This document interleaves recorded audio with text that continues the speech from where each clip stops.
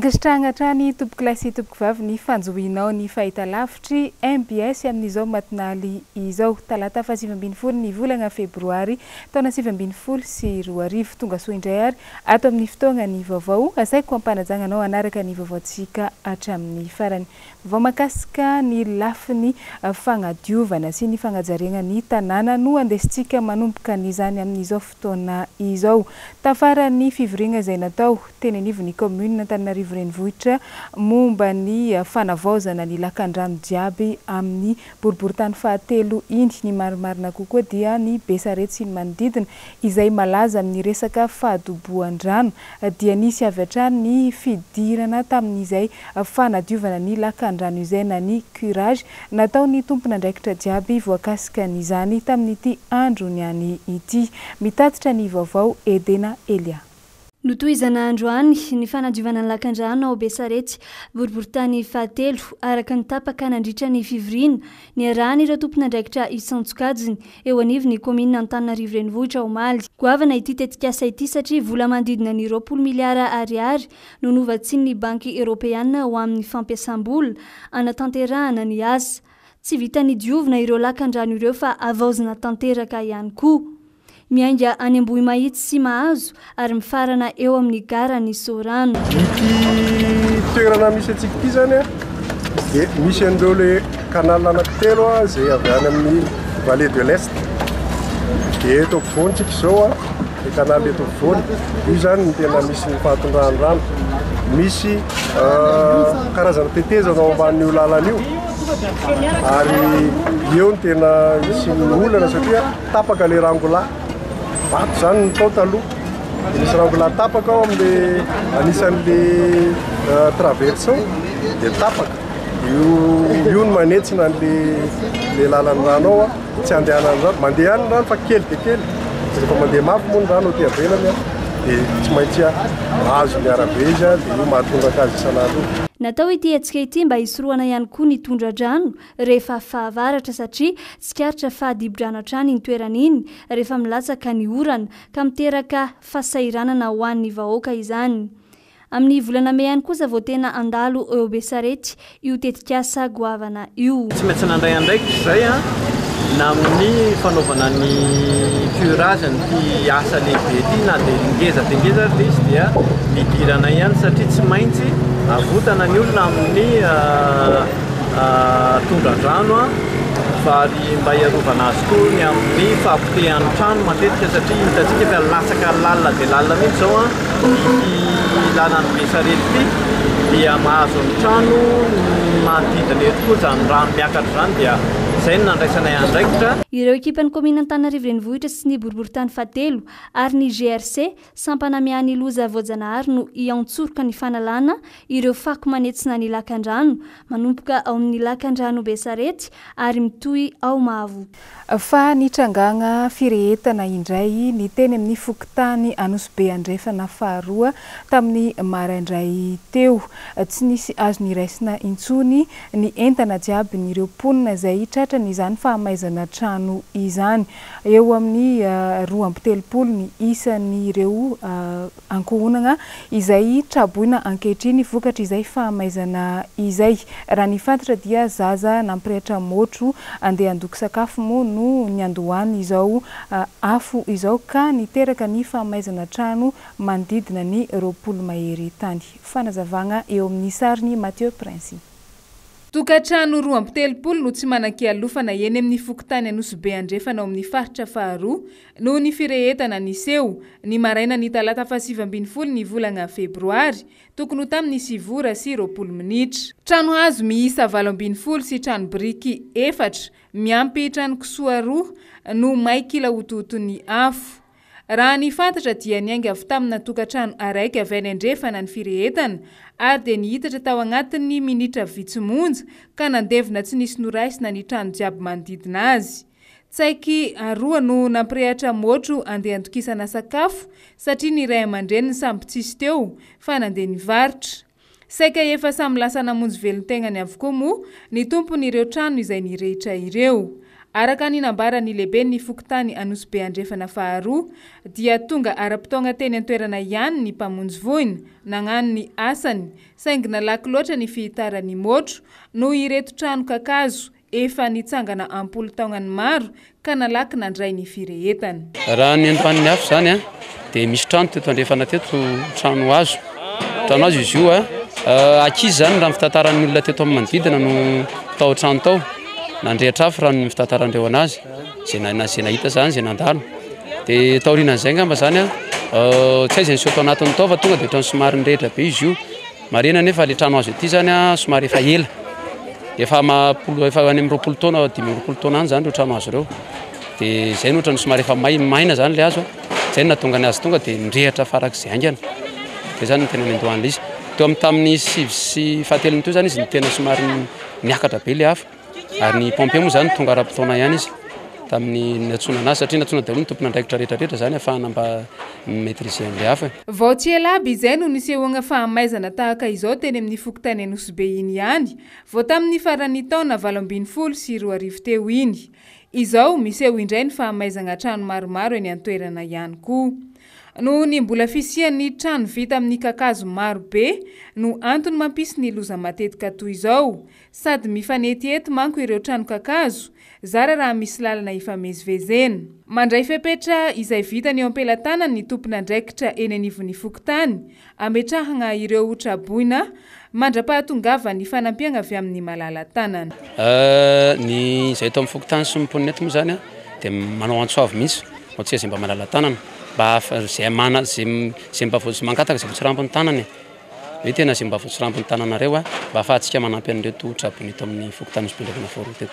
Tsy nisy azo noraisina ny fananana jiaby vokatry ny fahamaizana ary na ireo entan-kely mba navotana aza dia alain'ny mpanararoatra. Mariana fa tsy nisy ny ainana fohy na ny naratra tamin'ity indray mitoraka ity. Lafim-baovao hafa anisany azahoagna fitarainana maro eny anivon'ny fitsarana ny resaka aditany raha mbola eto Madagasikara ny misy ny lalàna araka ny nambaran'ny mpahay lalàna izay mifehany izany fananantany izany saingy maro moa ny olo izay tsy mahafantatra na tsy mahafe an'izay lalàna izay. Ankoatra izay dia tsy azo ovaina intsony ny momba ny fananantany raha toa ka titre borné amin'ny olo araiky zany izay tany izay na dia misy aza ny ady izay miseho. Ny fanantonana eny anivon'ny birao ny fananantany ihany araka izany no vahaolana isorohana ny ady tany eto Madagasikara araka ny nambaran'ny mpahay lalàna hatrany. Vaovao tanteriny Germain no menjanahary eo amin'ny sariny Mathieu Pkansi. Miamrongatra indray ny ady tany teto Madagasikara tatoato izay ary saika isan-kerinandro dia misy fitorinana momba izany tonga eny anivon'ny fitsarana. Raha ny fanazavana izay nataon'ireo mpahay lalàna dia misy karazany 4 mazava tsara ny tany eto Madagasikara saingy ny sokajy farany dia ny tany amin'ny olon-tsotra no tena ahitana fitarainana betsaka indrindra ankoatra ny tany-panjakana izay voararan'ny lalàna tanteraka ny fivarotana izany. Tokana ihany ny vahaolana amin'ny resaka ady tany dia fanoratana azy amin'ny anaran'ny tompony ao anatin'ny boky ny fananantany hoy Andriamato Clément John izay mpitsara no sady filohan'ny sindikany mpitsara eto Madagasikara. Hoe zahay fananamento molaly misy zany matetika le olona amin'ny raharahana tany manao an'le hoe acquisition de droit par violation de la loi. Tany tsy nanazy akory dia efa nipetraka teo izy nefa ny tanin'olona io izy tsy mandeha amin'ny domaine inona ny procédure nataonao tsisy raha nataonao hoe nanamainto molaly fotsiny izy. Ny fidirany amin'le tanin'olona efa tsy fanajan-dalàna dia zay tsy fanajan-dalàna zay ny eritreretiny hakanan'le zo hivadihan'le tany aminazy. Ny tany koa fa titre borné amin'olona aza mandany vola amin'izany fa very vola na hakavoaka inona anao na hakavoaka jiaby eran'ny Madagasikara ty anao tsy ahazo an'izany mihitsy. Mila mitandrina ny rehetra araka izany mba tsy ho voarebireby na andarain-tsao ary koa anderana fisolokiana maro samihafa raha ny nambarany no mafisiny fa tsara ny fanoratana ny tany mba ho titresi borné indrindra fa ho an'ireo izay voalaza fa mpanamainty molaly izay tany izay ho hiatrany ny fanazavany. Sehatra ny tsy fandriam-pahalemana nahitana vokany asan'ny polisy mpagnano famotorana na ny polisy judiciaire izay misahana ny ady amin'ny fakana ankeriny satria dia ankoatran'ireo olona izay efa voasambotra nanomboka tamin'ny volana novambra taona 2020 sy 2020 lasa teo iny dia nisy olona roa hafa indray no voasambotra tany Mananjary. Anisany voaroiroy tao anatin'izany asa fakana ankeriny izany. Nisy moa ny tatitra izay nataony avy eo anivon'ny polisy mpanao famotorana momba izay raharaha fakana ankeriny izay. Horantsika ny fanadihadiana eo amin'ny sariny Mathieu Prince. Olona 120 no voasambotry ny avy eo anivon'ny polisy mpanao famotorana amin'izao izay voaroiroy tamin'ny fakana ankeriny teratany karana maromaro. Isan'ireny ny tompony Makiplast izay nalain'izy ireo ankeriny ary nahazoany vola be hatrany. Inefatra miataonga no efa nisy ny fisamborana nanomboka ny volana novambra 2020 sy 2020 lasa igny izay efa nalefa entsiafa avokoa izay voasambotra tao aoriana efa nadihadiana natao azy ka niakeny ny eloka izay nataony. Mbola misy maro ny olona karoana hatramin'izao naman'ireo efa tratra ireo. Nisy ny olona voasambotra tamin'izany fotoana zany efatra izy ireo tamin'izay.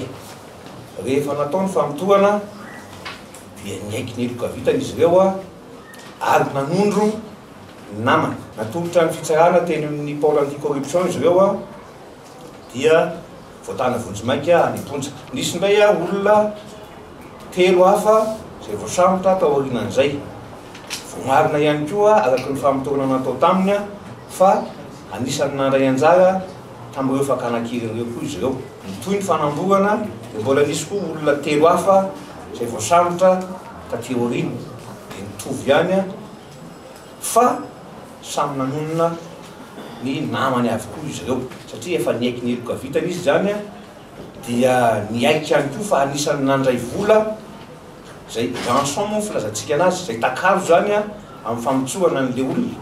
Nisy moa ny apahambola vola gasy vola vahiny tratra tany an-tranon'izy ireo tamin'ny fisavana ny tranony.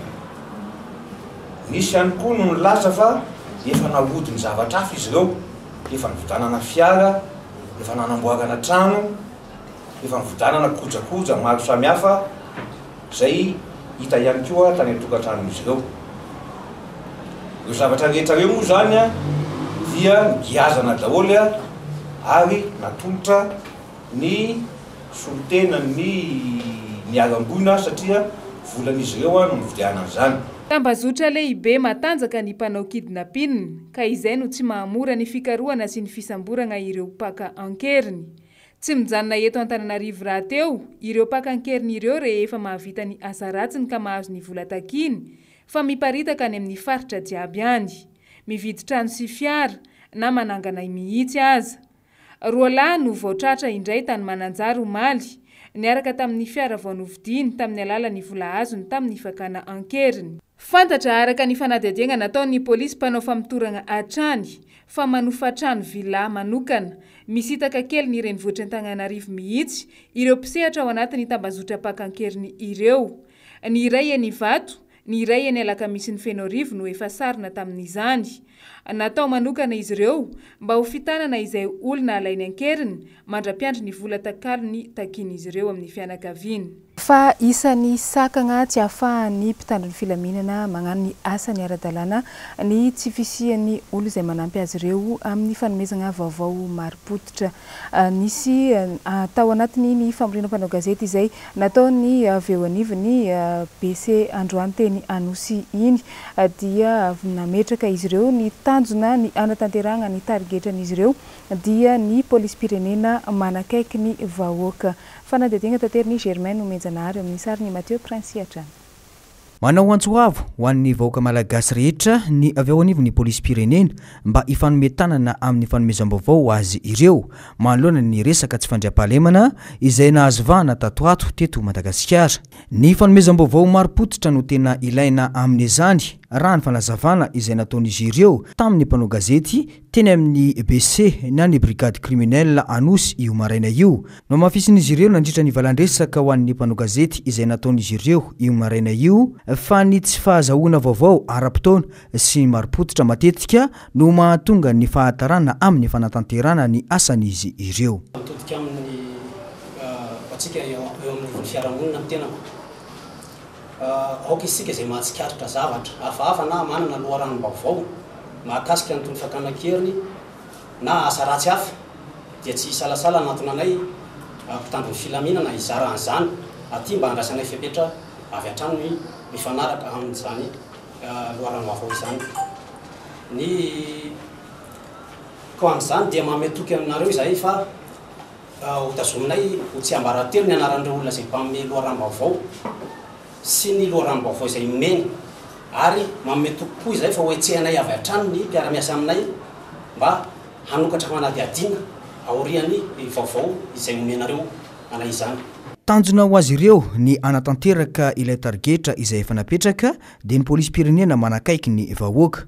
Nambaran'izy ireo hatrany fa ny fiaraha-miasa ny vahoaka sy ny mpitandro filaminana ihany no tena vahaolana iadina amin'ny resaka tsy fandriam-pahalemana izay mirongatra eto Madagasikara ity. Fa fantatra tamin'ity androny any ity ny didim-pitsarana izay navoaka ny fitsarana ambaratonga voalohany eto Antananarivo momba ny raharaha Hugues Ratsiferana, fampidirana amponja sy fandoavana lamandy mo no sazy nampiarina tamin'ny raha ny araka ny lalàna dia manana 10 andro ampiakarana na anaovana ny appel ny ity olona izay voapanga ity. Rina Rabe Mananjara no mitatitra ny fanadihadiana. Fidirana amponja eritaona sazy miatra miampy fandoavana lamandy 5 tapitra ariary no didina avoaka ny fitsarana ambaratonga voalohany Antananarivo androany ho ampiarina amin'Andriamatoa Hugues Ratsiferana. Araka ny lalàna dia manana 10 andro izy anaovana ny antsona hoe appel ahafahany mitsipaka izany didina avoaka ny fitsarana ambaratonga voalohany Antananarivo izany. Fanodikodonana fananam-panjakana no vesatra nanenjehana an'Andriamatoa Hugues Ratsiferana. Tsara ny mampatsiahy fa olona akaiky ny filoha teo aloha Ery Rajonary-Mampianina ny tenany, teo ihany koa nefa nisahanany ny andraikitra mahatale jeneraly ny Air Madagasikara azy tamin'ny fotoanandrony. Fa makasika ny raharaha izay nahafaty ilay tovovavy malagasy nianatra tany Frantsa di ilay antsoina hoe Antotina Randriamampianina dia ho tonga eto Madagasikara amin'ny sabotsy 17 ny volana Febroary ity ny nofo mangatsikany. Makasika izay indrindra moa dia maro ny resabe sy ny tsao izay miely momba ny tsy nahitana any Antotina. Manameloka izany tanteraka ny fianakaviana ary miantso ny anajanonana izany tsao isan-karazany izany mba ho fanajanany maty sy ny alahelo ny fianakaviany. Jessica Miray. Araka ny vaovao fantatra farany mahakasika ilay tovovavy malagasy mpianatra tany Frantsa Antotina Randriamampianina hitafaty ny faha-4 ny volana Febroary lasa teo dia ho tonga eto an-tanindrazana ny sabotsy 13 Febroary izao ny nofo mangatsikany. Hatramin'izao aloha tsy mbola fantatra mazava ny nahafaty azy. Izy kosa ny fanadihadiana mahakasika ny von'olona sy ny fakanan-keriny. Fa manameloka tanteraka ihany koa ny fianakaviany Antotina mikasika ireo resabe mandeha sy tsao mahakasika ny nahafaty azy amin'ireo tambazotra tserasera. Manampitrotraka ny aya sy ny alahelo ny fianakaviany hatrany ny fiparitahan'ny vaovao tsy marina mahakasika ny Antotina. Niainga avy amin'ny fanambarana olona iray milaza azy fa ho mpaminany no nahatonga ireo fiparitahan'ny vaovao miely. Zavatra tsy nisy ary tsy marina akory araka ny fanamafisany fianakaviana hatrany. Nitondra fanazavana mikasika ny toetra raraka izany ny fianakaviany. Toy ny hoe tao amin'ny tanàna iray antsoina hoe Bougival Liando no hitafaty ny faha-4 ny volana Febroary, fa tsy tao amin'ny renirano Seine akory araka ny vaovao miely. Manaraka izany dia miara-mipetraka amin'ny olona Liando, ka tsy ny fahitana tavoahangy natoka tao an-tranony dia tsy manamarina velively fa azy ny tavoahangy. Tsy manamarina izany ihany koa ny test ADN. Farany kosa dia tsy mbola niverina teto Madagasikara Liando nandritra ny 3 taona nianarana tao Frantsa, ka tsy marina velively ny filazana fa taty Madagasikara izy talohany tsy nahitana azy ary bevoka. Efa misy ho hatrany ny fianakaviana amin'izao ny mpisolovava manara-maso akaiky ity raharaha ity any ivelany. Fa taoriany fifidianana izay ho filohan'ny SMM ny sindikany mpitsara manerana ny Madagasikara izay notanterahana tamin'ny zoma 15 ny volana Febroary lasa teo iny dia ny mpitsara Clément Jaune no nisany voafidy ho filohan' izany SMM izany indray manomboka izao. Nanomboka tamin'ny omaly alatsinainy dia efa nandray ny asa mahafilohan'ny SMM azy ity mpitsara ity manana ny laharam-pahameana sy ny vina ho azy manokana izy hoentina hitantana an'izany SMM izany. Fanadihadiana misariny Mathieu Prince.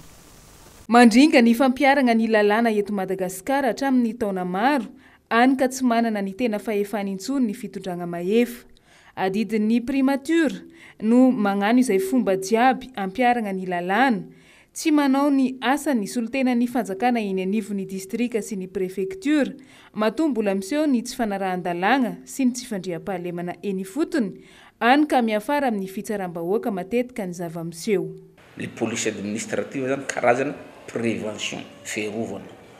De mahita zany atsika amin'le fampiaran-dalàna de eo amin'ny premier ministre ny miantoka ny fampiaran-dalàna.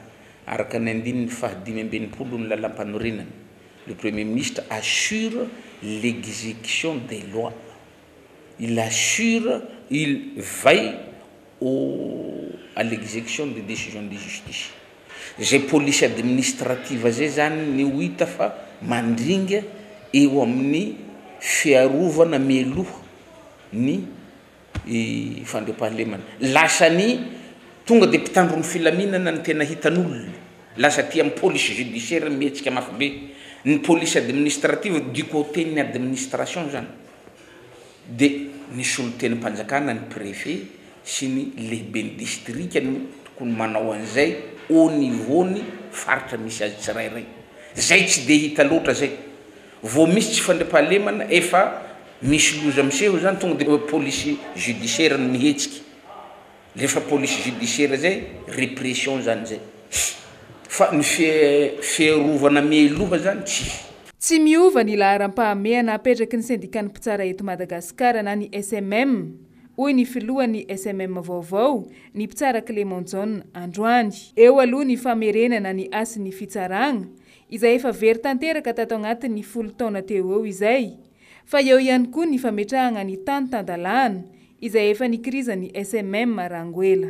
Ny laharam-pahameana ato amin'ny sindikany mpitsara moa dia mbola tsy dia miova loatra satria mbola mijanona amin'ny fanajana ny fanjakana tandalàna, famerenana ny hasiny fitondram-panjakana na restaurer l'autorité de l'État. Raha voalany zany tena koa voaka official ny résultat tsy maintsy manangana ny brolo.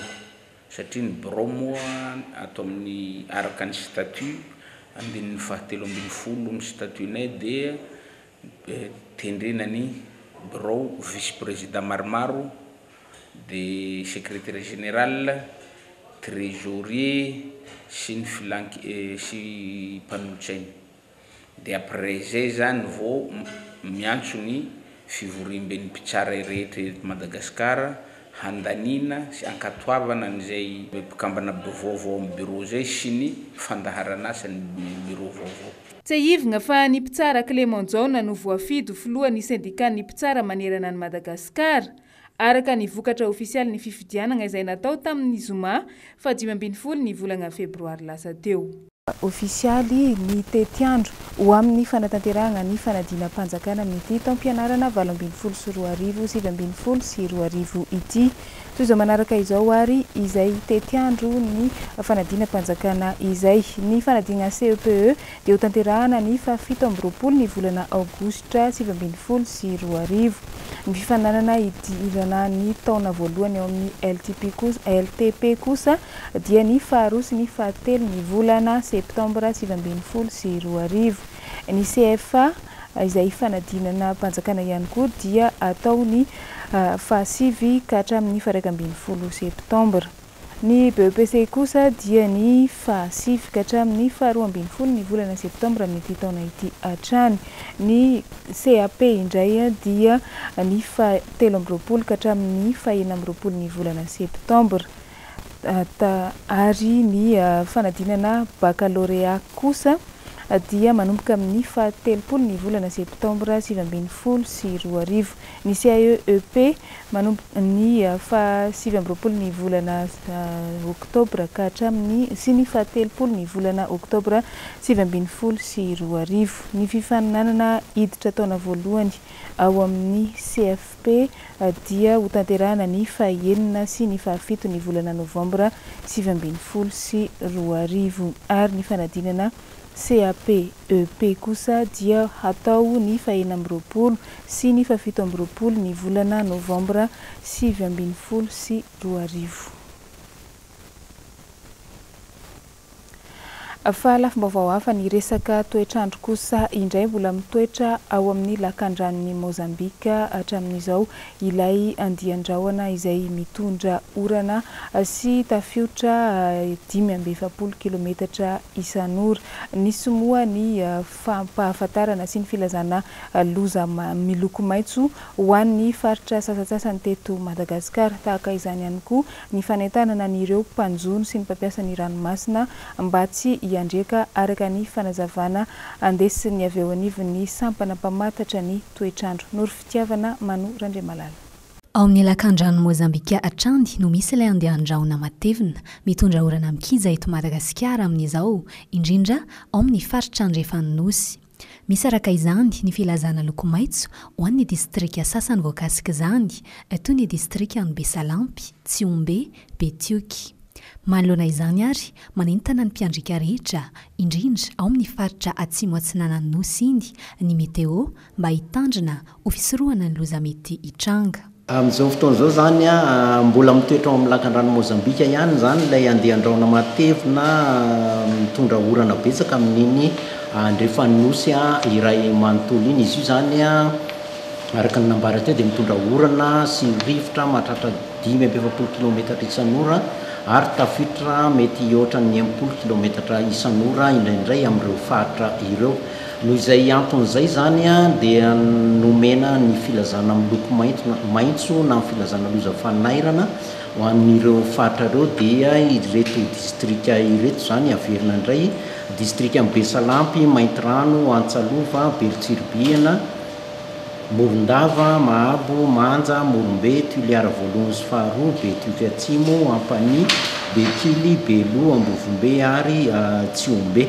Manarak'izay ny mpampiasa ny mpanjono an-dranomasina zany amin'ny morontsiraka Andrefanosy iny mety hitra kely aty amin'ny atsimo antsinanan'Nosy dia mba tsy andrika mihitsy aloha amin'ity andro ny 20 ny volana Febroary ity. Ny antony moa tsotra ihany mba hisoroana ny loza mety hitranga. Toy izao kosa ary ny mety toetry ny androntsika eto Madagasikara amin'ny herinandro ity. Ny orana andrasantsika zany zao dia orana avy any amin'iny ilany Andrefanosy iny avy amin'io tangoron-drahona be io. Dia avy any zany ny orana mahazo loza zany ny dikan'izay ny ilany Andrefanosy fa ny aty amintsika aty amin'ny ilany Antsitanana dia somary taratara kely ny orana mety hoe amin'ny takariva na amin'ny alany vao tonga izay orana izay. Fa ny rahampito zany dia tombanana iverina ny orana mahazatra antsika aty amin'ny faritry ny avoantany dia somary betsaka koa izay any amin'ny faran'ny herinandro aty amin'ny faritra ny aloatra mangory iny aty amin'ny atsinanana Analanjirofo miakatra maka amin'ny tapany avaratry ny nosy iray manontolo zany hoe Diana, Sava, Sofia, Betsiboka, Boeny. Ankoatra izay, mbola tsy voafaritra lohatreto ny fivadihan'io andehan-drahona matevina ao amin'ny lakan-drano Mozambika io ho rivo-doza raha tsy efa vita hatramin'ny farany ny asa fikaroana ataony ao anivon'ny meteo araka ny fantatra androany. Eo amin'ny tontolon'ny lamaody misaona ny tontolon'ny lamaody avolenta maneran-tany satria dia nodimandry tamin'ny mantsana teo amin'ny 520 taonany i Karl Lagerfeld izay anisany mpamorona fanta-daza maneran-tany, mpamorona lamaody izay isany tao anatin'ilay trano-pamokarana lamaody goavana atao hoe Chanel ny tena nahafantarany maro azy. Andeha ho fitinina amintsika ato anatin'ity fanadidina fohy ity ny momba ity mpamorona lamaody fanta-daza izay nodimandry ity fanadidina nataony Jessica Miray. Tamin'io atoandro io tokony ho tamin'ny 12 ora sy sasany mahery 4 minitra no fantatra fa namony ainy ilay mpamorona lamaody fanta-daza Karl Lagerfeld teo amin'ny 25 taonany. Izy no tale artistika tao amin'ilay trano mpamokatra lamaody antsoina hoe Chanel. Mpamorona lamaody ny tenany, mpanjaitra, mpakasary, designer ary mpanao sary tsy manam-paharoa no anisany nahafantarana ny Karl Lagerfeld. Mpandraharaha Alemanina ny rainy, mpivarotra atin'akanjo berlinoise kosa andreniny. Niala tao Hambourg izy fonony adolan-tseto ka nanao ny fianarany tao Paris, Frantsa.